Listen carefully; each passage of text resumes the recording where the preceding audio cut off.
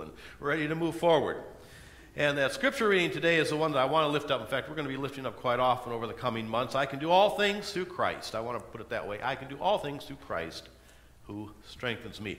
Rally Sunday, you know, in the church we have so many new beginnings each year. We have so many New Years. We have, of course, January 1st. Everybody celebrates January 1st as a new year, but in the church calendar we also celebrate the first Sunday in Advent as a new year, the new church year. Usually the first Sunday in December, sometimes the last Sunday in November. I think this year is December. But that's kind of a new year. And in a real sense, just because of our culture, and our culture is kind of built around the school year, this Sunday, Rally Sunday or Kickoff Sunday or whatever we call it, is kind of really in a sense a new year. And I normally really look forward to this time of the year. I look forward to the fresh new beginning and start of Sunday school and Wednesday night activities, youth group, and all the things that get going here. So it's always an exciting time as we look forward.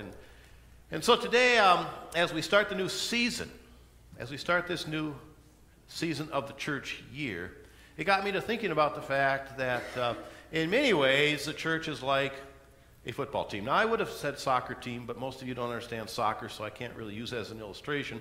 I'm a little red today. We were out all day yesterday watching soccer. 9 o'clock in the morning, we were at Lina Lakes watching the 4- and 5-year-olds.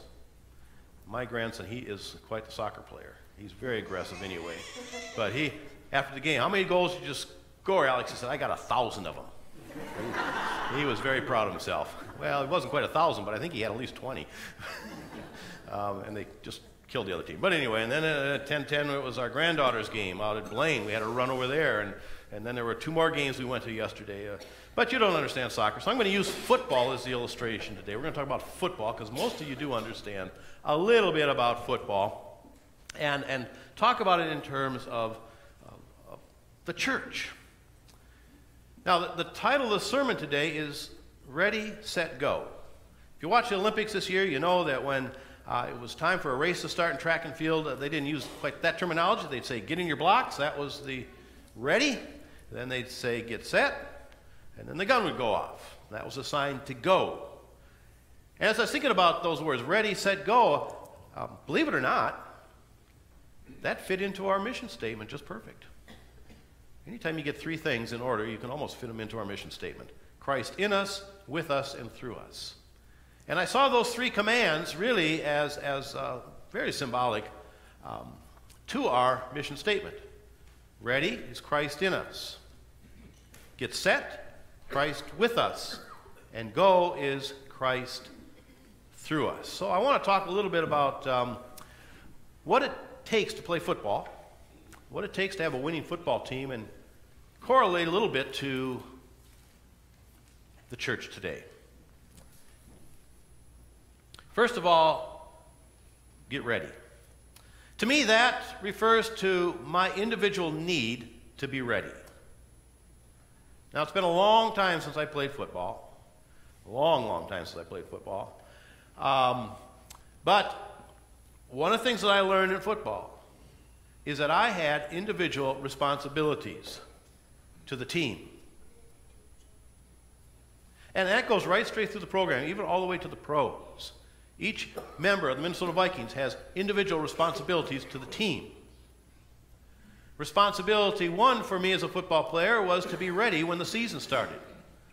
That meant lifting weights, it meant going out and running, it meant doing the things that I would need to do to be physically ready to play.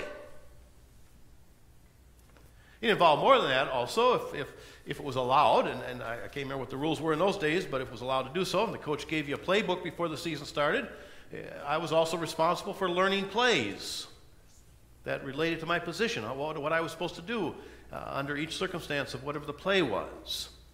I had to learn to do that too. And so there were these responsibilities that I had as we got into the season. And it doesn't matter what sport it is. You have responsibility. You have to take care of yourself during the season. I don't know if they do it anymore, coaches out there, but when I was playing football, we had what's called a curfew. School nights, coach said, you be home by such and such time. And on weekends, you be in by such and such a time. And that was a curfew. He wanted us home, he wanted us safe, and he wanted us to get rested. So we had a responsibility to rest up. We had a responsibility to eat the right foods. And I can remember my track coach saying, you don't drink any pop. He allowed us to drink orange pop. I don't know, Bill, why that would be, but we could drink orange pop. We couldn't drink any other kind of pop. Maybe something to do with caffeine. I don't know. But anyway, so we had some rules, but we had to take care of ourselves during the season as well. I had individual responsibilities to prepare myself and to take care of myself for the betterment of the whole team. And trust me, if every member of the team did what they needed to do to take care of themselves, the team would be a whole lot better. Abide by the rules, take care of yourself, all those things. So that was the first step. You have to take care of yourself to be part of the team. Now, in the church, we're kind of like a team, aren't we? We need to take care of ourselves. Each of us, first of all, individually, we need to take care of ourselves spiritually.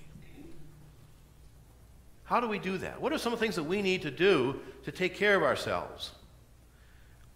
Well, we need to take care of ourselves spiritually by touching base with God on a periodic basis, hopefully on a daily basis, through devotions, through Bible reading, through prayer.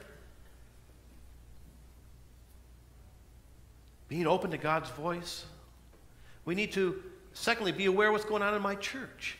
Now, someone said this a couple weeks ago. Someone made this point. They said, would you please announce, she said, I know it's in the bulletin, but would you please announce this again because people don't read the bulletin. If you're a member of the team, don't you want to know what's going on? Please, read the bulletin. Read your newsletter. Know what's going on. That's a part of being a part of the team. You say, nothing applies to me. You're part of the team. You need to know what's going on around you. And pray for your church. Pray for your church. Take that personal responsibility to take care of yourself in that way. So you need to be ready. You need to take care of yourself in order to be ready for the next step, which is Sept. Christ with us. Now, once you've been taking care of yourself and once you start practicing in football, one of the things you have to do is you have to blend together as a team. You have to take all of the different gifts and talents that are represented by the players on the field and bring them together so that they can work as a cohesive unit.